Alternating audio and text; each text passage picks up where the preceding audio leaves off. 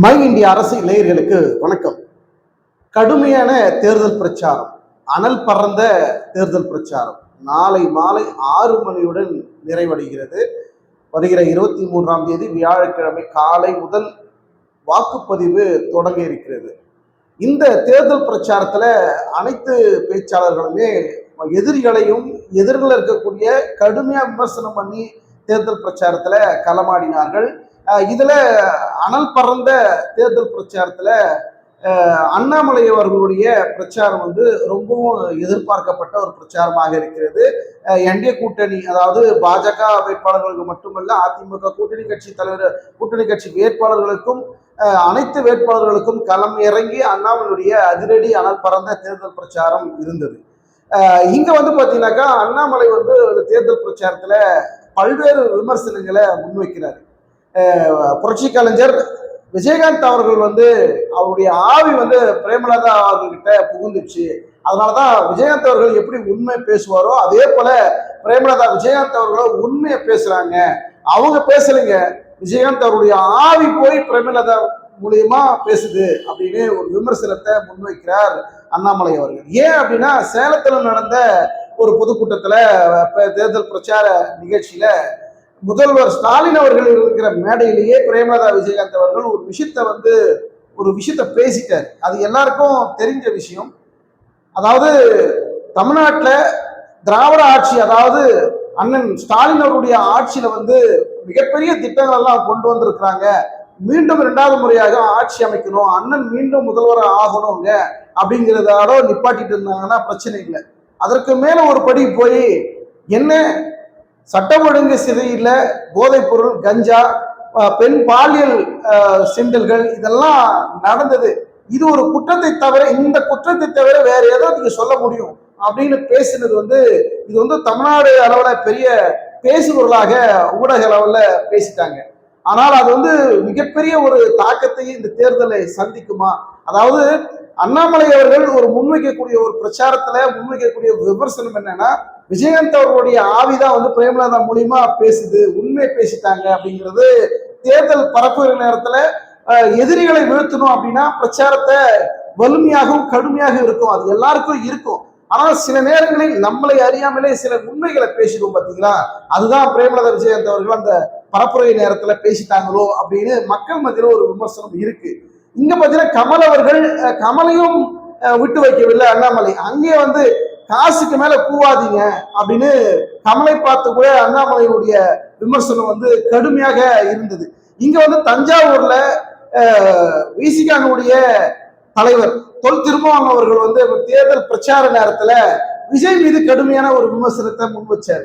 விஜய் அவர்கள் 10% வாக்கு சதவீதத்தை கூட பெற முடியாதுங்க, அவர் மீண்டும் நடிக்க போறதுதான் நல்லது, அரசியல் விஜய்க்கு நல்லது கிடையாது, அதிமுக ஜெயிக்கிறதுக்காக பாஜக வெற்றி பெற்று ஆட்சி பிடிக்க, அதாவது அதிமுக மூலியமாக பாஜக தமிழ்நாட்டில் ஆட்சி பிடிக்கணுங்கிறதுல எடப்பாடி பழனிசாமிக்கு சாதகமாகவும் பாஜகவுக்கு சாதகமாகவும் விஜய் அவர்கள் செயல்படுறார் அப்படிங்கிற விமர்சனத்தையும் தொல் திருமாவளவன் முன்வைக்கிறாங்க. இங்க என்ன நடக்கிறது? ஒவ்வொருவரும் ஒவ்வொருத்தரையும் கடுமையாக விமர்சனம் பண்ணி இந்த தேர்தல் நேரத்துல, அதாவது தேர்தல் அரசியல்ல ஒருத்தரை வீழ்த்தணும் அப்படின்னா நம்ம வலிமையா இருக்கணுங்கிறதுல பிரச்சனை கிடையாது. ஆனா தேர்தல் நேரத்துல எதை வேணாலும் எப்படி வேணாலும் பேசலாம் அப்படிங்கிறது இந்த தேர்தல் நேரத்துல தான் நடக்கும் அப்படிங்கிறது எல்லாருக்கும் அது தெரிஞ்ச விஷயமா இருக்கு. அண்ணாமலையுடைய அரசியல் வருகையும் இந்த தேர்தல் பிரச்சாரத்து நேரத்துல 27 தொகுதிகள்ல பாஜகவுடைய 27 தொகுதிகள்ல பாஜக எத்தனை தொகுதிகள்ல வெற்றி பெறக்கூடிய வாய்ப்பு இருக்கு? அண்ணாமலையுடைய பிரச்சாரம் எந்த அளவுக்கு பாஜக வேட்பாளர்களுக்கு சாதகமாக வெற்றி வாய்ப்புக்கு அமையுங்கிறது ஒரு பக்கம் ஒரு கேள்வியாக இருக்கு. அதே போல அதிமுக கூட்டணி, அதிமுக வேட்பாளர்களுக்கும் சரி, மற்ற என்டிஏ கூட்டணியில் இருக்கக்கூடிய வேட்பாளர்களுக்கும் அண்ணாமலை தேர்தல் பிரச்சாரத்தின் மூலியமாக என்னென்ன வலிமையை சேர்க்க போகிறது, என்னென்ன வலிமை சேர்த்திருக்கிறது அப்படிங்கிறது வாக்குப்பதிவு முடிந்து வாக்கு எண்ணிக்கை அப்பதான் அதனுடைய வீரியம் புரியும். அண்ணாமலை தேர்தல் பரப்புரையும் போது எந்த மாதிரியான தாக்கத்தை ஏற்படுத்தினால எந்தெந்த முன்னேற்றங்கள் ஏற்பட்டிருக்குன்னு அப்படின்னு ஒரு மிகப்பெரிய ஒரு கிரெடிட்டும் அண்ணாமலைக்கு காத்துக்கிட்டு இருக்கு.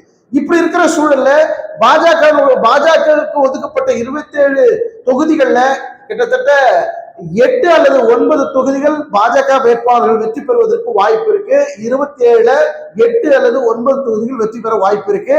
அதே போல அண்ணாமலை பிரச்சாரம் செய்வதன் மூலியமாக அதிமுக வேட்பாளர்கள் பெரும் பெரும் தொகுதிகளில் வெற்றி பெறுவதற்கு வாய்ப்பு இருக்கு அப்படின்னு களத்தில் இருக்கக்கூடிய தகவல் நமக்கு கிடைக்கிறது. இப்ப அமித்ஷாவுக்கு கிடைத்திருக்கக்கூடிய அந்த ரகசிய சர்வே என்ன? தமிழ்நாட்டில் தேர்தல் பரப்புரை நாளையோட முடிவடை போகிறது. அமித்ஷா அவர்களுக்கு கிடைத்திருக்கக்கூடிய அந்த சர்வே ரகசிய சர்வே தகவல் அடிப்படையில தேர்தல் முடிந்த பிறகு, வாக்குப்பதிவு முடிந்த பிறகு இன்னொரு மாற்றமும் இருக்க வாய்ப்பு இருக்கு. இந்த இடத்துல விஜய் அவர்கள் ஏற்கனவே தேர்தல் பிரச்சாரத்திற்கு முன்பு, கூட்டணி அமைப்பதற்கு முன்பு பல்வேறு முயற்சிகள் நடந்தது. விஜய் அவர்கள் எப்படியாவது கூட்டணிக்கு கொண்டு வரலாம் அப்படிங்கிற தகவல் ஒரு பெரிய பேச்சுவார்த்தைலாம் போனது. நாங்க தனித்து தான் நிக்கிறோம், எங்களுடன் வந்தாதான், நாங்க தான் முதல்வர் வேட்பாளர், எங்களுடன் வந்தால் கூட்டணி அமைப்போம், நாங்க யாரோட வரமாட்டோம்னு தெல்ல தெளிவாக காய் நகர்த்திய விஜய் அவர்கள் அது தேர்தலுக்கு முன்பு. தேர்தலுக்கு பின்பு விஜய் அவர்கள் எடுக்க போக முக்கிய முடிவு என்ன? அமித்ஷா கிட்ட கிடைத்திருக்கக்கூடிய அந்த ரகசிய சர்வே அடிப்படையில தேர்தலுக்கு பிறகு, வாக்கு எண்ணிக்கை முடிந்த பிறகு எந்தெந்த கட்சி, எந்தெந்த கூட்டணி கட்சிகள் எத்தனை தொகுதிகள் வெற்றி பெற்றிருக்கிறார்களை வைத்து இன்னொரு ட்விஸ்டும் காத்துக்கிட்டு இருக்கு. அந்த இடத்துல எடப்பாடி, அண்ணாமலை, அமித்ஷா, மோடி இந்த அணியில, அன்புமணி இந்த அணியில விஜய் அவர்களும் இணைவதற்கு வாய்ப்பு இருக்கு. இதுதான் ரகசிய சர்வே பின்னணியில கிடைத்திருக்கக்கூடிய தகவலாக இருக்கு அப்படிங்கிற ஒரு தகவலும் போயிட்டு இருக்கு. இந்த பின்னணியில அமித்ஷா அவர்கள் என்னென்ன அதிரடி நடவடிக்கைகள் அந்த சர்வே ரிப்போர்ட் மூலியமா விஜய் அவர்கள் இந்த தேர்தலில் கிட்டத்தட்ட 15% வாக்குகள் பெறுவதற்கு வாய்ப்பு இருக்குன்னு சொல்றாங்க. கிட்டத்தட்ட சீமான் அவர்கள் இதற்கு முன்பு 3 முறை தேர்தலில் போட்டிட்டு இருக்கிறார். அவர் இதுவரைக்கும் 8% வாக்குகளை பெற்று இருக்கிறார். ஆனால் முதல் முறையிலே முதல் சட்டமன்ற தேர்தலை சந்திக்கக்கூடிய தமிழக வெற்றி கழகத்தினுடைய தலைவர் விஜய் அவர்களுக்கு இந்த தேர்தலில் 15% வாக்குகள் கிடைப்பதற்கு வாய்ப்பு இருக்கு அப்படின்னு சொல்றாங்க. கிட்டத்தட்ட விஜய் அவர்கள் நம்முடைய கணிப்பாக கிட்டத்தட்ட ஒரு 8 அல்லது 9 தொகுதிகளில் வின் பண்ணி சட்டமன்ற உறுப்பினர்களை பெறுவதற்கு வாய்ப்பு இருக்கு. நிறைய பேர் நினைக்கலாம், இல்லைங்க 15 தொகுதி வெற்றி பெறுவாங்க, 20 தொகுதி வெற்றி பெறுவாங்க, 30 தொகுதி வெற்றி பெறுவாங்கன்னா சொல்லுவாங்க. ஆனால் கள யதார்த்தம் இங்கு வேறு மாதிரியாக இருக்கிறது. திமுக, அதிமுக கடந்த காலங்களில் 60 ஆண்டுகளுக்கு மேலாக 15-16 சட்டமன்ற தேர்தலுக்கு சந்தித்திருக்கக்கூடிய திமுக, அதிமுக மாறி மாறி ஆட்சி அமைச்சிருக்கிறாங்க. அவர்களுக்கென்று ஓட் பேங்க் இருக்கு. திமுகவுக்கு ஒரு ஓட் பேங்க் இருக்கு, அதிமுகவுக்கு என்று ஓட் பேங்க் இருக்கு, பாமகவுக்கு என்று ஓட் பேங்க் இருக்கு, விடுதலை சிறுத்தைகள் கட்சிகளுக்கு ஒரு ஓட் பேங்க் இருக்கு, நாம் தமிழர் கட்சிக்கு ஒரு ஓட் பேங்க் இருக்கு. அந்த ஓட் பேங்கில் விஜய் அவருடைய அரசியல் உரையில ஒரு சிறிய சரிவு இருக்குமே தவிர திமுக, அதிமுக வாக்குகள் என்பது பெரிய அளவில் சரிவதற்கு வாய்ப்பு இல்லை. ஆனால் இந்த தேர்தல் விஜய் அவர்கள் வந்ததுனால, இந்த தேர்தலில் சந்தித்ததுனால திமுகவுக்கும் அதிமுகவுக்கும் ஓட்டு சரிவு இருக்கும். பெரிய அளவில் பெரும்பான்மையோட வாக்கு வித்தியாசத்தில் வெற்றி பெறுவதற்கு வாய்ப்புகள் இல்லைங்கிறது விஜய் வச்சிருக்கிற செக் பாயிண்ட்.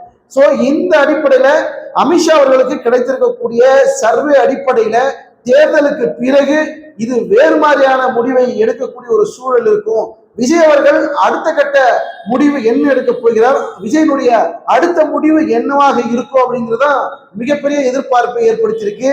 இங்க கூட்டணி ஆட்சியா அல்லது விஜய் அவர்கள் விஜய் பெற்றிருக்கக்கூடிய வெற்றி பெற்றிருக்கக்கூடிய சட்டமன்ற தொகுதி எத்தனை இருக்கும், அதிமுக எத்தனை இருக்கு, பாமக எத்தனை இருக்கு, பாஜக எத்தனை இருக்கு உள்ளிட்டு இதெல்லாம் ஒரு கணக்கு போட்டு ஒரு கூட்டணி கணக்கை, கூட்டணி ஆட்சி உருவாக்குவதற்கு அமித்ஷா அவர்கள் பெரிய அளவுல திட்டம் போடுறார் அப்படிங்கிற ஒரு நிலைப்பாடு தற்போது அதிக அளவுல போயிட்டு இருக்கு. அனல் பறக்கும் அண்ணாமலையினுடைய இந்த தேர்தல் பிரச்சாரத்தின் மூலியமாக பாஜகவுக்கு கிட்டத்தட்ட 8 அல்லது 9 தொகுதிகள் வெற்றி பெறுவதற்கு வாய்ப்பு இருக்குதுன்னு சொன்னாலும் கூட தமிழ்நாட்டில் அதிமுக சார்பாக அதிமுகவை முன்னிறுத்தி பாஜகவுடைய வெற்றி வாய்ப்பு அதிகரிக்கிறது அப்படிங்கிற ஒரு சூழல் எடுத்துக்கிட்டாலும் ஆட்சி அமைக்கிறதுல ஒரு பின்னடைவு இருக்கும்.